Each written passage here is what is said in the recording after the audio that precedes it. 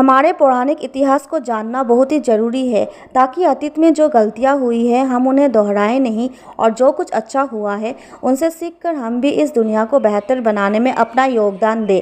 आज मैं आपको बताऊंगी सफलता के वे सूत्र जो हम सभी को महाभारत से सीखना चाहिए।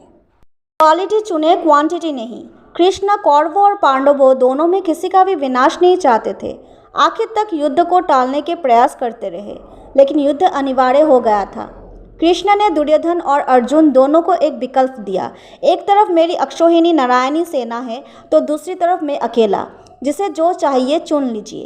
एक तरफ क्वालिटी थी तो दूसरी ओर अकेले कृष्ण, वो भी निहत्थे, हालांकि क्वालिटी से भरपूर। दुर्योधन क्वांटिटी चुनी तो अर्जुन ने क्वालिटी, लेकिन युद्ध का परिणाम क्या हुआ सब जानते हैं। तो गिनती की दौड़ में ना पड़े, गुणवत्ता की खोज करें, विजय निश्चित है। समय के साथ बदल जाए। चौसर में हारने के बाद पांडवों को 12 साल के वनवास और 1 साल के अज्ञातवास पर जाना पड़ा। अज्ञातवास की परिस्थिति बेहद कठिन थी। उन्हें हर हाल में जीतना ही था, और छुपने वाले भी कौन, वो जो लोग लाखों में भी पहचान लिए जाए, पांडव पुत्र।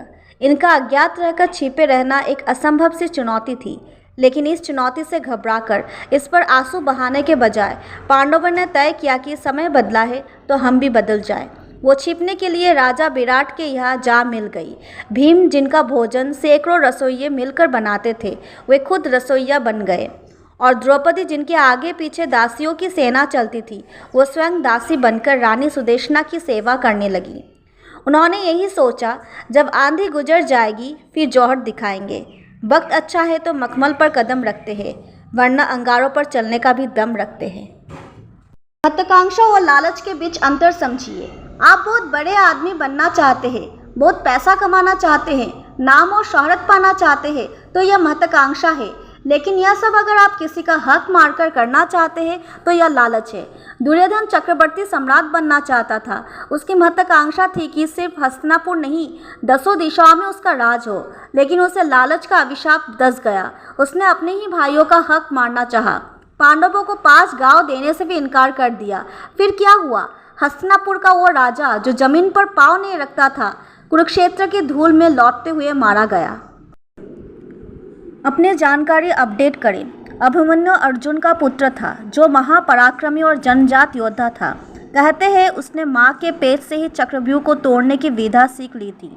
लेकिन गलती क्या हुई कि उसने अपनी विधा को कभी अपडेट नहीं किया। उसे जितना सीखा था उसी पर रुक गया, शिक्षा पूरी नहीं की।